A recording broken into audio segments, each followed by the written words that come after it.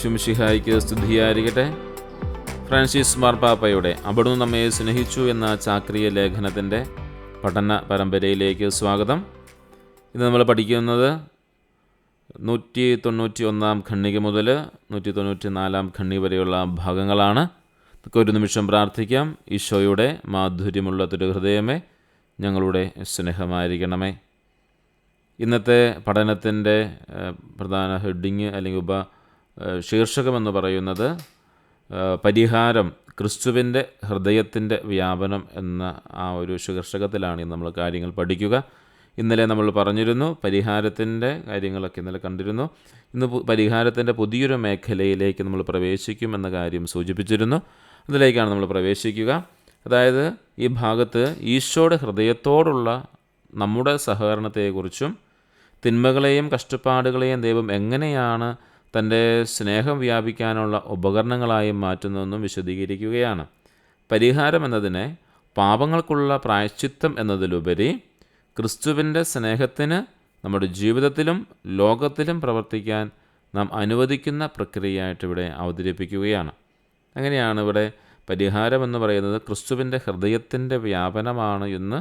അതുകൊണ്ട് പരിശുദ്ധ പിതാവ് ആഗ്രഹിക്കുന്നത് അല്ലെങ്കിൽ ലക്ഷ്യം വയ്ക്കുന്ന കാര്യം ഇതാണ്: ക്രിസ്തുവിൻ്റെ സ്നേഹത്തിന് നമ്മുടെ ജീവിതത്തിലും ലോകത്തിലും പ്രവർത്തിക്കാൻ നാം അനുവദിക്കുന്ന പ്രക്രിയയാണ്. അതായത് ക്രിസ്തുവിൻ്റെ സ്നേഹം നമ്മുടെ ഹൃദയത്തിൽ പ്രവർത്തിക്കണം, അതുപോലെ ലോകം മുഴുവനും വ്യാപിക്കണം. ഈ ഒരു കാര്യത്തിനുള്ള ആ ഒരു കാര്യം ചെയ്യുന്നതാണ് ഈ വ്യാപിക്കുക, നമ്മുടെ ഹൃദയത്തിലും ലോകത്തിലും മുഴുവനും വ്യാപിക്കുന്ന ആ ഒരു കാര്യത്തിനാണ് പരിഹാരം എന്നതുകൊണ്ട് എന്ന് പറയുന്നത്. അതായത് ഈശോയുടെ ഹൃദയം, ക്രിസ്തുവിൻ്റെ ഹൃദയം ഈ ലോകം മുഴുവനും വ്യാപിക്കണം. വ്യക്തിപരമായി നമ്മുടെ ഹൃദയത്തിലും വേണം, സാമൂഹ്യപരമായി നോക്കുമ്പോൾ ലോകം മുഴുവനും വേണം. ഇതാണ് ഈ ചാക്രിയ ലേഖനത്തിൻ്റെ ഈ 191 മുതൽ 194 വരെയുള്ള ഖണ്ഡികകളുടെ പ്രധാന ചർച്ചാ വിഷയം. 191 ഖണ്ഡികയിലേക്ക് നമുക്ക് പ്രവേശിക്കാം. പരിഹാരത്തിൻ്റെ പരസ്പര പൂരകമായ സമീപനത്തെക്കുറിച്ചാണ് ഇവിടെ പറഞ്ഞിരിക്കുക. അതായത് പരിഹാരം എന്നതിനെക്കുറിച്ച് ഇവിടെ ഒരു പുതിയ കാഴ്ചപ്പാട് അവതരിപ്പിക്കുന്നു. സാധാരണയായി പാപങ്ങൾക്കുള്ള പ്രായശ്ചിത്തമായിട്ടാണ് ഇതിനെ കാണാറുള്ളത്. ഇവിടെ നമ്മുടെ സഹോദരീ സഹോദരന്മാരോടുള്ള സ്നേഹത്തെയും ക്രിസ്തുവിൻ്റെ ഹൃദയവുമായുള്ള നേരിട്ട് ബന്ധത്തെയും ഇത് പരസ്പരം ബന്ധിപ്പിക്കുകയാണ്.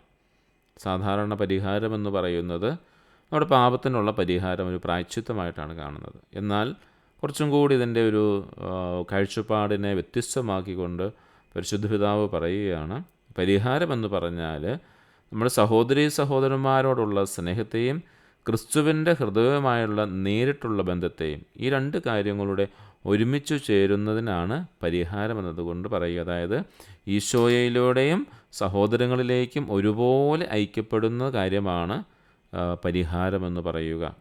പ്രായശ്ചിത്തമെന്ന് പറയുക നമ്മൾ ചെയ്ത പാപത്തിന് പരിഹാരം ചെയ്തു, പ്രായശ്ചിത്തം ചെയ്തു എന്നതാണ്. ആ രീതിയിലുള്ളൊരു പരിഹാരത്തെക്കുറിച്ചല്ല പരിശുദ്ധ പിതാവോട് പറയുന്നത്. പുതിയൊരു കാഴ്ചപ്പാട് നമുക്ക് നൽകുകയാണ്. അതെന്താണെന്ന് വെച്ചാൽ അത് സഹോദരീ സഹോദരന്മാരിലേക്ക്, നമ്മുടെ അയൽവക്കക്കാരിലേക്ക് ഇറങ്ങുന്നതാണ്. അതുപോലെ ക്രിസ്തുവിൻ്റെ ഹൃദയവുമായിട്ട് നേരിട്ടുള്ള ബന്ധവുമാണ്. അതാണ് നമ്മൾ മുൻ ക്ലാസ്സുകളൊക്കെ പഠിച്ചതിൻ്റെ ഒരു കാര്യമാണ്. ഈശോയുടെ ഭക്തിയുടെ സ്നേഹമെന്ന് പറയുന്നത് അത് വ്യക്തിപരമായിട്ടുണ്ടാകണം, അത് സഹോദരങ്ങളിലേക്ക് ഇറങ്ങിച്ചെല്ലുകയും ചെയ്യണമെന്ന് പറയുന്നത് തന്നെയാണ് ഇവിടെ പറയുന്നത്. പരിഹാരമെന്ന് പറയുന്നതും നമ്മുടെ വ്യക്തിപരമായ നമ്മുടെ ഹൃദയത്തിൽ ഈശോയുമായിട്ടുള്ള ബന്ധവും അതുപോലെ സഹോദരങ്ങളുമായിട്ടുള്ള ബന്ധവുമാണെന്ന് പറയുന്നു. നമ്മുടെ കടമകൾക്കും പ്രതിബദ്ധതകൾക്കും പുറമെ ഈശോയുടെ ഹൃദയവുമായി ഒരു ആഴത്തിലുള്ള വ്യക്തിപരമായ ബന്ധം വളർത്തിയെടുക്കേണ്ട പ്രാധാന്യം ഇവിടെ ഊന്നി പറയുകയാണ്. മറ്റുള്ളവർക്ക് ധാരാളം കടമകൾ നമ്മൾ ചെയ്തു കൊടുക്കാനായിട്ട് നിർബന്ധിതരാണ്. ചില കടമകളുണ്ട്, നമുക്കൊരു സമൂഹത്തിലായിരിക്കുമ്പോൾ ചില പ്രതിബദ്ധതകളുണ്ട്. അതൊക്കെ ചെയ്യുന്നതോടൊപ്പം തന്നെ ഈശോയുമായുള്ള ആഴത്തിലൊരു വ്യക്തിബന്ധം വളർത്തേണ്ടത് പ്രാധാന്യമാണ് ഇവിടെ ഊന്നി പറയുക. ഈ ബന്ധം നമ്മുടെ എല്ലാ പ്രവൃത്തികൾക്കും കൂടുതൽ ശക്തിയും അർത്ഥവും നൽകും. അതാണ് ഈ 191 ഖണ്ഡികയിൽ പറയുക. പരിഹാരത്തിനൊരു പുതിയ കാഴ്ചപ്പാട് നൽകുന്നു. അത് നമ്മുടെ ഹൃദയത്തിൽ നമ്മുടെ ഹൃദയം ക്രിസ്തുവുമായിട്ടുള്ള ഹൃദയത്തിലും അതുപോലെ തന്നെ സഹോദരങ്ങളുമായുള്ള ആ ബന്ധത്തിലും ഐക്യപ്പെടുന്നതിനെയാണ് ഇവിടെ ഈ പരിഹാരം എന്ന കാര്യം കൊണ്ട് പരിശുദ്ധ പിതാവ് ഉദ്ദേശിക്കുന്നത്. 192 ഖണ്ഡികയിലേക്ക് നമുക്ക് പ്രവേശിക്കാം. തിന്മയെ സ്നേഹത്തിനുള്ള ഉപകരണമാക്കുന്ന ദൈവത്തെ ഇവിടെ ദൈവം മാർപ്പാപ്പ പരിചയപ്പെടുത്തുകയാണ്. നമുക്കെന്താണെന്ന് കാണാം. ദൈവത്തിൻ്റെ പരിമിതപ്പെടുത്തൽ എന്ന ആശയം ഇവിടെ അവതരിപ്പിക്കുന്നുണ്ട്. ഈ ഖണ്ഡികയിൽ മാർപ്പാപ്പ താൻ മറ്റൊരു സ്ഥലത്ത് പറഞ്ഞിട്ടുള്ളൊരു ചിന്ത ആവർത്തിക്കുകയാണ്. അതായത് ദൈവം ഒരു പ്രത്യേക രീതിയിൽ സ്വയം പരിമിതപ്പെടുത്തിയിരിക്കുന്നു. ഇതിനർത്ഥം തിന്മകൾ, അപകടങ്ങൾ, സഹനങ്ങൾ എന്നിവയെല്ലാം ദൈവത്തിൻ്റെ ശക്തിയുടെ കുറവ് കൊണ്ടോ കഴിവില്ലായ്മ കൊണ്ടോ അല്ല. നമുക്കുണ്ടാകുന്ന ഈ തിന്മകൾ, അപകടങ്ങൾ, സഹനങ്ങൾ ഇവയൊക്കെ സൃഷ്ടാവിനോട് സഹകരണത്തിലേക്ക് നമ്മെ ആകർഷിക്കുന്നതിന് ഉപയോഗിക്കുന്ന നോവിൻ്റെ ഭാഗങ്ങളാണെന്ന് പറഞ്ഞു വച്ചിരിക്കുകയാണ്. അതായത് നമ്മെ ക്രിസ്തുവിലേക്ക് ആകർഷിക്കാനുള്ള ഈറ്റുനോവിൻ്റെ ഭാഗങ്ങളാണ് നമുക്ക് വരുന്ന ഈ പ്രത്യേകതകളെന്നാണ് പരിശുദ്ധ പിതാവ് പറയുക. നമ്മുടെ ജീവിതത്തിലുണ്ടാകുന്ന കുറവുകൾ, വേദനകൾ, സങ്കടങ്ങൾ ഇവയെല്ലാം ഈ ക്രിസ്തുവിലേക്ക് അല്ലെങ്കിൽ ദൈവത്തിലേക്ക് ചേർന്നിരിക്കുവാനുള്ള ഒരു ആകർഷണത്തിൻ്റെ ഈറ്റുനോവിൻ്റെ ആരംഭമാണെന്ന് പരിശുദ്ധ പിതാവ് പറയുകയാണ്. പ്രതികൂല സാഹചര്യങ്ങളെ ദൈവം നമ്മെ തന്നോട് സഹകരിക്കാൻ പ്രേരിപ്പിക്കുന്ന ഈറ്റുനോവായി ഇവിടെ ഉപയോഗിക്കുകയാണ്. നമ്മുടെ ജീവിതത്തിൽ വേദനയും സങ്കടം ഉണ്ടാകുമ്പോൾ നാം ദൈവത്തിൽ ആശ്രയിക്കണം, ദൈവത്തിൻ്റെ ഹൃദയത്തോട് ചേർന്നിരിക്കണം. അവൻ്റെ തിരുമുറിവുകളോട് ചേർന്നിരുന്ന് ആ സഹനങ്ങളോട് ചേർത്ത് വയ്ക്കുമ്പോൾ ഒരു സ്വാന്തനത്തിൻ്റെ ഭക്തി അവിടെ ഉണ്ടാവും. അങ്ങനെ ഒരു താതാമ്യപ്പെടലുണ്ടാവും. അങ്ങനെ ഈശോയിൽ ദൈവത്തിൽ പരിപൂർണമായി ആശ്രയിക്കുവാനുള്ള ഒരു ഉപകരണമാകണം. അതുകൊണ്ടാണ് പറഞ്ഞിരിക്കുന്നത്, തിന്മയെ സ്നേഹത്തിനുള്ള ഉപകരണമാക്കുന്ന ദൈവത്തെയാണ് പരിചയപ്പെടുത്തുന്നത്. നമ്മുടെ ജീവിതത്തിൽ തിന്മകളുണ്ടാകുമ്പോൾ ഈ ദൈവത്തെ സ്നേഹിക്കുവാനുള്ള ഉപകരണമാക്കി നമ്മൾ ആ സാഹചര്യത്തെ, ആ തിന്മയെ നമ്മൾ കാണുകയാണ്. അങ്ങനെ നമ്മുടെ ജീവിതത്തിലും ലോകത്തിലും തൻ്റെ സ്നേഹവും ശക്തിയും വ്യാപിപ്പിക്കുന്ന ഒരു ദൈവം നമ്മുടെ സഹകരണം തേടുകയാണ്. അപ്പോൾ തിന്മ നമ്മുടെ ജീവിതത്തിൽ ഉണ്ടാവില്ല എന്നുള്ളതല്ല. അങ്ങനെയുള്ള സ്വാധീനങ്ങൾ നമ്മുടെ ജീവിതത്തിലേക്ക് വരുമ്പോൾ പരിപൂർണമായ സ്നേഹത്തിൽ ആശ്രയിച്ചുകൊണ്ട്, ഈശോയുടെ ദൃഹൃദയത്തിലുള്ള സ്നേഹത്തിൽ ആശ്രയിച്ചുകൊണ്ട്, ഈശോയിലുള്ള സ്നേഹത്തിൽ ആശ്രയിച്ചുകൊണ്ട് ആ തിന്മയെ ഈശോയിലേക്ക് വളരുവാനുള്ള, ദൈവത്തിലേക്ക് വളരാനുള്ളൊരു ഉപകരണമാക്കി നമ്മൾ മാറ്റുകയാണ് ചെയ്യുന്നത്. അങ്ങനെ ഈ ലോകം മുഴുവനും ഈശോയുടെ സ്നേഹം, ദൈവത്തിൻ്റെ സ്നേഹം, അതിൻ്റെ ശക്തി വ്യാപിപ്പിക്കാനായിട്ട് ദൈവം നമ്മുടെ സഹകരണം ആവശ്യപ്പെടുകയാണ്. നാം ദൈവത്തോട് സഹകരിക്കുമ്പോൾ എങ്ങനെയാണ് സഹകരിക്കുന്നത്? തിന്മയുടെ സമയത്തും ഈശോയുടെ സ്നേഹം, ദൈവത്തിൻ്റെ സ്നേഹം ലോകം മുഴുവൻ വ്യാപിപ്പിക്കാൻ വേണ്ടി നമ്മൾ തയ്യാറാകുമ്പോൾ, അത് നമ്മൾ സഹകരിക്കുമ്പോൾ അവിടുത്തെ സ്നേഹം പ്രസരിക്കുന്നു. ലോകം മുഴുവനും നമ്മിൽ പ്രസരിക്കും, ലോകം മുഴുവനിലേക്കും പ്രസരിക്കും. എന്നാൽ നാം അത് നിരസിക്കുകയോ നിസ്സംഗത കാണിക്കുകയോ ചെയ്താൽ ഈ സ്നേഹം തടയപ്പെടുകയാണ്. അതുകൊണ്ടാണ് നമ്മൾ മുൻ അധ്യായങ്ങൾ കണ്ട കാര്യം ഇതാണ്. തൻ്റെ സജീവമായ സാന്നിധ്യത്തെ ആ സ്നേഹത്തോട് കാണിക്കുന്ന നിസ്സംഗതയാണ്, അല്ലെങ്കിൽ ആ ഒരു തണുപ്പാണ് ഈശോയ്ക്ക് കാൽവരി അനുഭവിച്ച, കുരിശിൽ അനുഭവിച്ച വേദനയേക്കാൾ കൂടുതൽ വേദനയെന്ന് നമ്മൾ കണ്ടായിരുന്നു. മനുഷ്യൻ കാണിക്കുന്ന നിസ്സംഗതയാണ്, നിരസിക്കലാണ്. അതായത് നമ്മുടെ ജീവിതത്തിൽ സഹനങ്ങളുണ്ടാകുമ്പോൾ അവയെല്ലാം ഈശോയുടെ സ്നേഹം പ്രസരിക്കാനായിട്ട് നന്മയുടെ ഉപകരണങ്ങളാക്കി നമ്മൾ, അല്ലെങ്കിൽ സ്നേഹത്തിനുള്ള ഉപകരണങ്ങളാക്കി നമ്മൾ മാറ്റുമ്പോൾ ഈശോയുടെ സ്നേഹം, ദൈവത്തിൻ്റെ സ്നേഹം ഈ ലോകം മുഴുവൻ വ്യാപിക്കുകയാണ്. നമ്മളതിനോട് മറുതലിച്ച് നിൽക്കുമ്പോൾ, നിസ്സംഗത കാണിക്കുമ്പോൾ ദൈവത്തിൻ്റെ സ്നേഹം ലോകം മുഴുവൻ വ്യാപിക്കാനുള്ള ആ ഒരു കാര്യത്തെ നമ്മൾ തടയുകയാണ് ചെയ്യുന്നത്. അപ്പോൾ തമ്പുരാന് വേദനയുണ്ടാവും. ബൈബിളിലെ ഉദാഹരണങ്ങൾ നമുക്ക് കാണാം. ജെറമ്യാ പ്രവാചകൻ്റെ പുസ്തകം 4-ാം അധ്യായം 1-ാം വാക്യം: ഇസ്രായേലെ, നീ തിരിച്ചു വരുവാൻ ആഗ്രഹിക്കുന്നുവെങ്കിൽ എൻ്റെ അടുത്തേക്ക് വരിക. ഇത് ദൈവത്തിൻ്റെ ക്ഷണമാണ്. ഇസ്രായേലെ, നീ തിരിച്ചു വരാൻ ആഗ്രഹിക്കുന്നുവെങ്കിൽ നീ എൻ്റെ അടുത്തേക്ക് വരിക. ജെറമ്യാ 4:1. അതുപോലെ തന്നെ ഹോസിയ 11:8: എൻ്റെ ഹൃദയം എന്നെ വിലക്കുന്നു, എൻ്റെ അനുകമ്പ ഊഷ്മളവും ആർദ്രവുമായിരിക്കുന്നു. ദൈവത്തിൻ്റെ ജനതയുടെ തിരസ്കരണത്തിൽ പോലും അവിടുത്തെ ഹൃദയം സ്നേഹത്താൽ നിറഞ്ഞിരിക്കുന്നുവെന്ന് വെളിപ്പെടുത്തുകയാണ്. ഈശോയുടെ സ്നേഹം എപ്പോഴും നമ്മുടെ ജീവിതത്തിൽ കുറവുകളും സങ്കടങ്ങളും വേദനകളൊക്കെ ഉണ്ടാകുമ്പോൾ അവിടുത്തെ സ്നേഹം നമ്മൾ ലോകം മുഴുവനും വ്യാപിപ്പിക്കാനായിട്ട് പരിശ്രമിക്കണമെന്ന് പരിശുദ്ധ പിതാവ് പറയുകയാണ്. ഇത് നമ്മൾ ഇപ്പോൾ ചിലപ്പോൾ നമ്മൾ ചിന്തിക്കുന്നുണ്ടാവും, ഇതെങ്ങനെ സംഭവിക്കുമെന്ന്. ഇത് നമുക്കറിയാമല്ലോ, 192 ഖണ്ഡികയിലാണ് നമ്മുടെ പഠനം നിൽക്കുന്നത്. 5-ാമത്തെ അധ്യായത്തിലാണ്. മുമ്പ് നമ്മൾ 191 ഖണ്ഡികകൾ പഠിച്ച് ധ്യാനിച്ചു വന്നവരാണ്, 4 അധ്യായങ്ങൾ ധ്യാനിച്ചു വന്നവരാണ്. ഈശോയുടെ ദൃഹൃദയത്തെക്കുറിച്ചുള്ള വിവിധ കാര്യങ്ങൾ കണ്ടും മനസ്സിലാക്കി വന്നതാണ്. അങ്ങനെ ആത്മീയതയുടെ ആഴങ്ങളിലേക്ക് ഇറങ്ങിയവരോടാണ് പരിശുദ്ധ പിതാവ് പറയുന്നത്, തൻ്റെ ഒരു തിന്മയെ പോലും സ്നേഹത്തിനുള്ള ഉപകരണമാക്കി മാറ്റാനായിട്ട് ദൈവം നമ്മെ ഉപയോഗിക്കുന്നു എന്നുള്ളത്. വെറുതെ ആദ്യത്തെ ക്ലാസ് കേൾക്കുന്നവരെ പോലെ ഇത് കേട്ട് മനസ്സിലാക്കരുത്. ആത്മീയമായിട്ട് വളർന്ന് ഈശോയുടെ ഹൃദയഭക്തിയിൽ ആഴപ്പെടുന്നവർക്കുള്ള ഒരു ക്ലാസ്സാണ്. അപ്പോൾ അതുകൊണ്ട് ആ ഒരു തലത്തിലേക്ക് നമ്മൾ വരാനായിട്ട് ശ്രദ്ധിക്കണം. ആദ്യമായിട്ട് നമ്മൾ ഈ ക്ലാസ് കേൾക്കുന്നതെങ്കിൽ ഇതിന് മുന്നോട്ടുള്ള 20 ദിവസത്തെ ക്ലാസ്സുകൾ അല്ലെങ്കിൽ 21 ദിവസത്തെ ക്ലാസ്സുകൾ മുന്നോട്ട് കിടപ്പുണ്ട്. ആ ക്ലാസ്സുകൾ മുഴുവനും 24 ദിവസത്തെ ക്ലാസ്സുകളുണ്ട്. ആ ക്ലാസ്സുകൾ മുഴുവൻ കേട്ടാലാണ്, അല്ലെങ്കിൽ ഈ അധ്യായത്തിൻ്റെ മുൻ അധ്യായങ്ങൾ 4 അധ്യായങ്ങൾ കിടപ്പുണ്ട്, 191 വരെയുള്ള ഖണ്ഡികൾ കിടപ്പുണ്ട്. അവിടെയെല്ലാം ഈശോ സ്നേഹത്തിൻ്റെ സഭാപിതാക്കന്മാർ, വിശുദ്ധർ, ഇവരെല്ലാം പറഞ്ഞിരിക്കുന്ന കാര്യങ്ങളുണ്ട്. അതെല്ലാം എടുത്തു വച്ചതിന് ശേഷം അത്ര ആത്മീയമായി വളർന്ന ഒരു വ്യക്തിയോടാണ് പരിശുദ്ധ പിതാവ് പറഞ്ഞ് പഠിപ്പിക്കുന്നത്, തിന്മയെ പോലും നമുക്ക് സ്നേഹത്തിൻ്റെ ഉപകരണമാക്കുന്ന ദൈവമാണ് നമുക്കുള്ളത് എന്ന്. എന്തിനു വേണ്ടിയാ? ആ തിന്മ അവിടെ ഉണ്ടാകുമ്പോൾ പോലും അതിൽ ചുറ്റും നമുക്ക് ദൈവത്തിൻ്റെ സ്നേഹത്തെ പ്രസരിപ്പിക്കാനായിട്ട് സാധിക്കുമെന്ന് നമുക്ക് പ്രാർത്ഥിച്ചു ശക്തിപ്പെട്ട് ഈ കാര്യം ചെയ്യാനായിട്ട് തയ്യാറാവാം.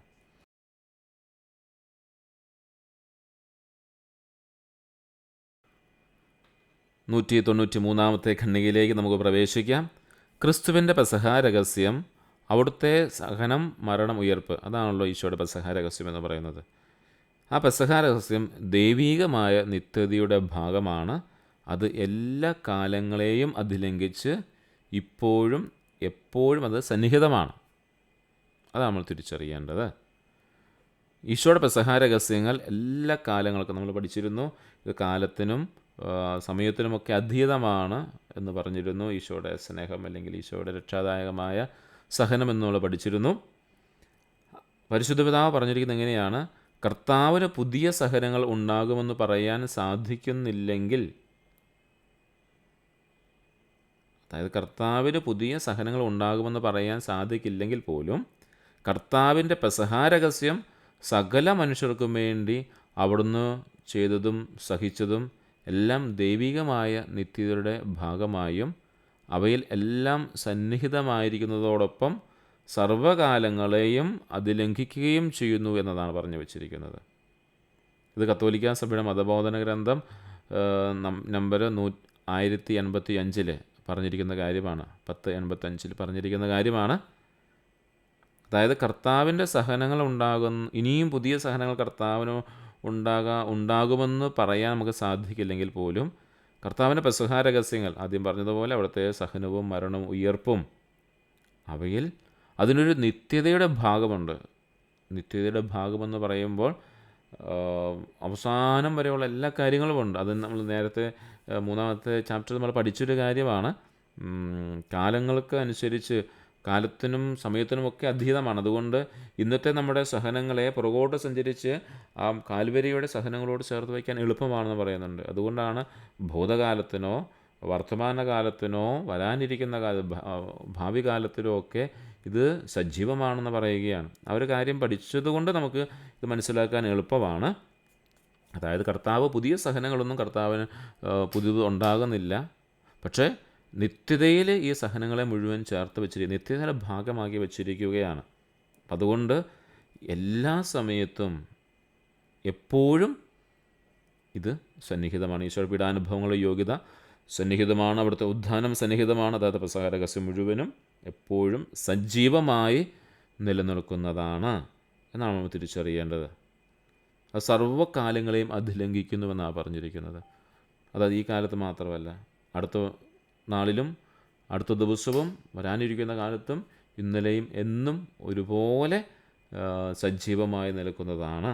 അതാണ് നിത്യത, ദൈവികമായ നിത്യതയുടെ ഭാഗമായി തീർന്നിരിക്കുകയാണ് എന്ത്? ഈശോയുടെ പെസഹ രഹസ്യങ്ങൾ. അതായത് അവിടുത്തെ സഹനവും മരണവും ഉയർപ്പും. ഇത് കത്തോലിക്ക സഭയുടെ മതബോധന ഗ്രന്ഥം പഠിപ്പിക്കുന്നതാണ് 1085. തൻ്റെ ഉയർപ്പിൻ്റെ അനന്തമായ മഹത്വത്തെയും അളവറ്റ സ്നേഹത്തിൻ്റെ വ്യാപനത്തെയും ക്രിസ്തു നിയന്ത്രിക്കാൻ അനുവദിക്കുന്നു എന്നുള്ളതാണ്. എന്തിനു വേണ്ടി? നമ്മുടെ സ്വാതന്ത്ര്യപരമായ സഹകരണത്തിന് ഇടം നൽകുന്നതിന് വേണ്ടിയിട്ടാണ്. അതുകൊണ്ട് തൻ്റെ ഉയർപ്പിന് അനന്തമായ മഹത്വത്തെയും അളവറ്റ സ്നേഹത്തിൻ്റെ വ്യാപനത്തെയും ഒക്കെ ക്രിസ്തു നിയന്ത്രിച്ചു നിർത്തുകയാണ്.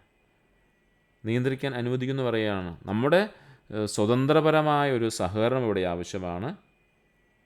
ആ ഒരു ആവശ്യത്തിന് വേണ്ടിയിട്ടാണ് പരിശുദ്ധ പിതാവ് പറയുന്നത്, നമ്മുടെ സ്വതന്ത്രമായ സഹകരണത്തിന്, ഈശോയുടെ ഹൃദയവുമായ ഒരു സഹകരണത്തിന് ഇടം നൽകുന്നതിനു വേണ്ടി ഈശോ പുനരുത്ഥാനത്തിൻ്റെ തൻ്റെ മഹത്വം പരിമിതപ്പെടുത്താനും തൻ്റെ ജ്വലിക്കുന്ന സ്നേഹത്തിൻ്റെ വ്യാപനത്തെ നിയന്ത്രിക്കാനും അനുവദിച്ചു എന്ന് പറയുകയാണ്.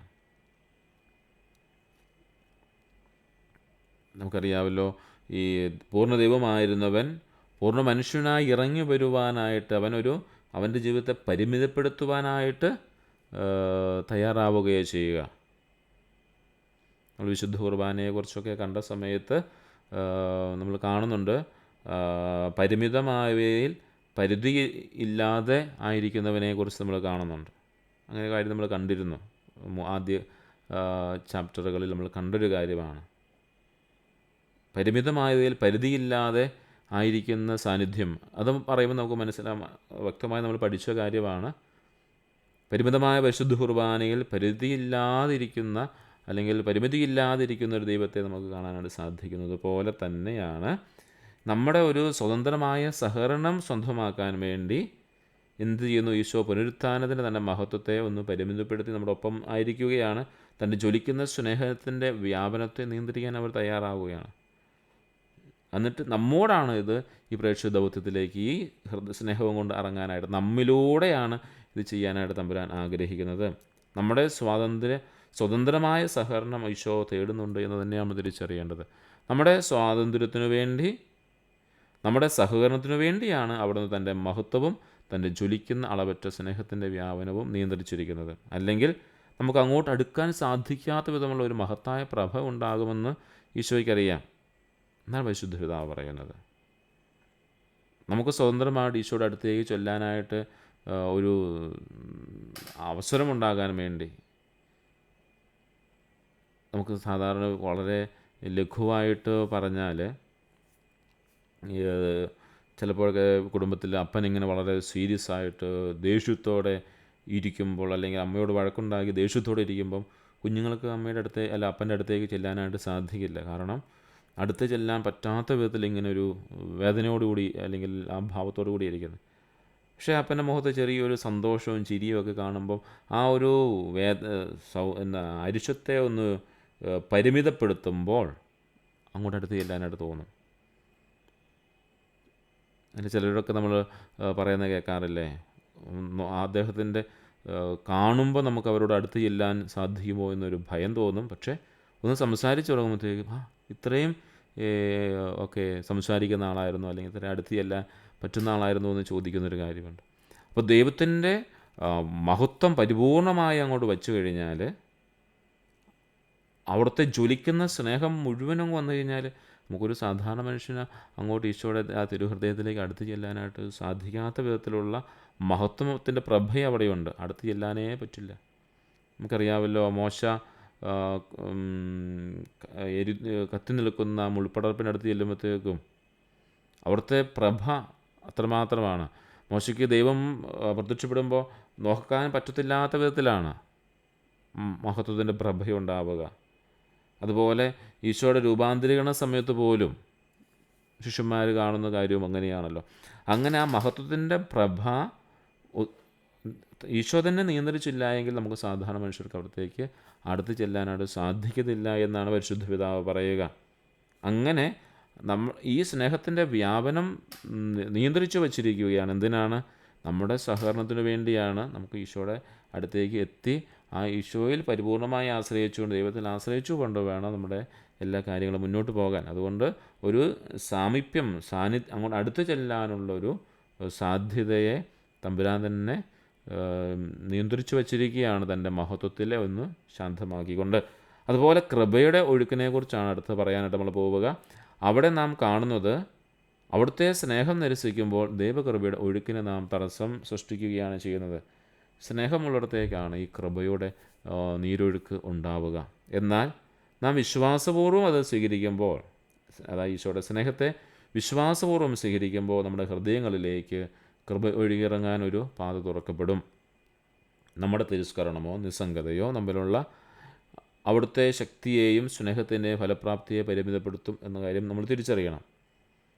തിരസ്കരണമാണെങ്കിൽ, നിസ്സംഗതയാണ് എങ്കിൽ അവിടുത്തെ ശക്തി നമ്മിൽ പരിപൂർണമായിട്ട് ലഭിക്കില്ല, സ്നേഹത്തിൻ്റെ ഫലപ്രാപ്തി നമ്മിൽ ഉണ്ടാവത്തുമില്ല, അത് ഏറ്റക്കുറച്ചിലുണ്ടാവും. ക്രിസ്തുവിന് നമ്മിൽ തുറവിയും ആത്മവിശ്വാസവും കാണാൻ കഴിയുന്നില്ലെങ്കിൽ അവിടുത്തെ സ്നേഹം തടയപ്പെടും.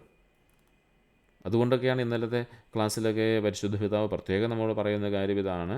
നമ്മൾ ഈ കാര്യങ്ങളൊക്കെ ചെയ്യുമ്പോൾ ഒരു ധാർമ്മികമായ പരിഹാരമൊക്കെ ചെയ്യുമ്പോഴത്തേക്കും ഒരു ധാർമ്മികതയുടെ അടിസ്ഥാനത്തിൽ മാത്രം ചെയ്താൽ കൃപ കിട്ടില്ല. ഈ കാര്യം പറയാൻ വേണ്ടിയിട്ടാണ് പരിശുദ്ധ പിതാവ് പറഞ്ഞത്. കൃപ നമ്മളിലേക്ക് വരണമെങ്കിൽ അത് നമ്മിൽ തുറവിയുണ്ടാവണം, ആത്മവിശ്വാസം ഉണ്ടാവണം. ഇത് രണ്ടും നമ്മിൽ ക്രിസ്തുവിനെ കാണാനായിട്ട് പറ്റുന്നില്ല എങ്കിൽ അവിടുത്തെ കൃപ, അതായത് അവിടുത്തെ സ്നേഹം നമ്മളിലേക്ക് വരുന്നത് തടയപ്പെട്ടു പോകും. ആ ഒരു കാര്യം നമ്മൾ മനസ്സിലാക്കുക. അങ്ങനെ ഈശോയുടെ സ്നേഹം ഈ ലോകത്തിൽ സന്നിഹിതമാകാൻ നമ്മൾ വിളിക്കപ്പെട്ടിരിക്കുകയാണ്. ഈ ലോകത്തിൽ ഈശോയുടെ സ്നേഹം മുഴുവൻ നമുക്ക് പരമാവധി സന്നിഹിതമാക്കാനായിട്ട്, അതായത് നമ്മുടെ ഹൃദയത്തിൽ ഈശോ സ്നേഹം അനുഭവിച്ചുകൊണ്ടാണ് അത് മറ്റുള്ളവരെ പങ്കുവയ്ക്കേണ്ടതിനെക്കുറിച്ച് ഇന്നലെ നമ്മൾ പറഞ്ഞിരുന്നു. ആ ജീവജലത്തിൻ്റെ നീർച്ചാൽ നമ്മുടെ ഹൃദയത്തിൽ നിറഞ്ഞ് മറ്റുള്ളവരിലേക്ക് ഒഴുകണം. ദൈവത്തിൻ്റെ ബലഹീനത കൊണ്ടല്ല, മറിച്ച് അവിടുത്തെ അനന്തമായ സ്വാതന്ത്ര്യവും നമ്മോടുള്ള പരിപൂർണമായ സ്നേഹം കൊണ്ടാണ് ഈശോയുടെ ഈ സ്നേഹം മുഴുവൻ ലോകത്തിന് കൊടുക്കാനായിട്ട് നമ്മെ വിളിക്കുന്നത്. ദൈവത്തിൻ്റെ ബലഹീനനായതുകൊണ്ടല്ല, ലോകം മുഴുവനും ദൈവത്തിൻ്റെ സ്നേഹം കൊണ്ടുവരാനായിട്ട് ദൈവത്തിന് സാധിക്കില്ലാത്തത് കൊണ്ടല്ല, മറിച്ച് അവിടുത്തെ അനന്തമായ സ്വാതന്ത്ര്യം നമ്മോടുള്ള പരിപൂർണമായ സ്നേഹവും കൊണ്ടാണ്. ചിലപ്പോഴൊക്കെ മാതാപിതാക്കന്മാർ മക്കളെ ഒരു എന്നാ പറയുന്നത്, ചില കാര്യങ്ങൾ അയൽവക്കത്തെ വീട്ടിൽ കൊണ്ട് കൊടുക്കാമെന്ന് പറയുന്നു, അല്ലെങ്കിൽ നീ തന്നെ ആ കാര്യം ചെയ്താൽ മതി എന്ന് പറയും. അപ്പം പറയാം, അപ്പം അതെനിക്ക് ഞാനത് എങ്ങനെ ചെയ്യുന്നതെന്ന് പറയുമ്പോഴത്തേക്കും അത് എന്തുകൊണ്ടാണ്? ആ മകന് ആ ഒരു കാര്യം ചെയ്യാനുള്ള ഒരു സ്വാതന്ത്ര്യം അപ്പം നൽകുകയാണ്. അത് അവനോടുള്ള പരിപൂർണ്ണ സ്നേഹവും കൊണ്ടാണ്. അത് അപ്പന് ചെയ്യാൻ പറ്റത്തില്ലാത്തത് കൊണ്ടല്ല, അപ്പനൊരു ബലഹീനനായി പോകുന്നത് കൊണ്ടല്ല, മറിച്ച് തൻ്റെ മകന് ചെയ്യാനുള്ളൊരു സ്വാതന്ത്ര്യം കൊടുക്കുകയാണ്. നീ അത് ചെയ്യേ എന്ന് പറഞ്ഞുകൊണ്ട് അവനെ പൂർണ്ണമായി സ്നേഹിക്കുന്നത് കൊണ്ടാണ്. അതുപോലെ തന്നെയാണ് അതായത് ഈശോയുടെ സ്നേഹം ലോകം മുഴുവൻ വ്യാപിപ്പിക്കാനായിട്ട് തമ്പുരാൻ നമ്മെ വിളിച്ചിരിക്കുകയാണ്. അത് ദൈവത്തിൻ്റെ സ്ഥാനം വ്യാപിപ്പിക്കാൻ പറ്റത്തില്ലാത്തത് കൊണ്ടല്ല, മറിച്ച് അവിടെ നമ്മെ അനന്തമായൊരു സ്വാതന്ത്ര്യം നൽകി ഇതെല്ലാം ലോകം മുഴുവൻ വ്യാപിപ്പിക്കാനായിട്ട്, അതുപോലെ തന്നെ അനന്തമായൊരു പൂർണ്ണമായ സ്നേഹവും നമുക്ക് നൽകിയിരിക്കുകയാണ്. വിശ്വാസത്തിന് മാത്രമേ തിരിച്ചറിയാൻ കഴിയുള്ളൂ. അല്ലെങ്കിൽ പറയും, അത് തമ്പുരാൻ തന്നെ ഒറ്റ വാക്കാൽ അങ്ങ് ചെയ്താൽ പോരായിരുന്നോ, എന്തിനാ ഈ കുരിശ് മരണം? ചിലരൊക്കെ ചോദിക്കുന്ന ചോദ്യം ഇതാണല്ലോ, എന്തിനാ ഈ കാൽവരിയിൽ ഈ കുരിശ് കയറേണ്ട വല്ല ആവശ്യമുണ്ടായിരുന്നു? ഞാൻ നിന്നെ രക്ഷിച്ചിരിക്കുമെന്ന് ഒറ്റ വാക്ക് പറഞ്ഞാൽ പോരെ. അപ്പോൾ നമ്മളിത് പരിഹാരത്തെക്കുറിച്ചാണ് പറഞ്ഞു വരുന്നത് പറയണം. ഒരു പരിഹാരം ചെയ്യേണ്ടത് ആവശ്യമാണ്. എന്താണ്? ഈശോയുടെ ഹൃദയത്തിലേക്ക് ചേർന്നിരിക്കാനായിട്ട് ഒരു പരിഹാരം ആവശ്യമാണ്. അവൻ്റെ സർവ്വമഹത്വത്തിലും ആയിരുന്നുവെങ്കിൽ നമുക്ക് അടുത്ത് ചെല്ലാനേ പറ്റില്ലായിരുന്നു. അതുകൊണ്ടാണ് അവൻ മനുഷ്യനായി ഇറങ്ങി വന്നതും നമ്മുടെ വികാരങ്ങളും വിചാരങ്ങളൊക്കെ മനസ്സിലാക്കിക്കൊണ്ട് ആ വികാര വിചാരങ്ങളെ മനസ്സിലാക്കാൻ തക്കവിധത്തിലും മനുഷ്യനായി തീർന്നതും. വിശ്വസിക്കുന്നതിന് മാത്രമേ ഇതൊക്കെ തിരിച്ചറിയാനായിട്ട് സാധ്യതയുള്ളൂ. കാരണം നമ്മുടെ മാനുഷിക സ്വാതന്ത്ര്യത്തിൻ്റെ ബലഹീനതയിൽ ദൈവത്തിൻ്റെ ശക്തി വെളിപ്പെടുന്നു എന്നുള്ള കാര്യം വിശ്വസിക്കുന്നതിന് മാത്രമേ മനസ്സിലാകുകയുള്ളൂ.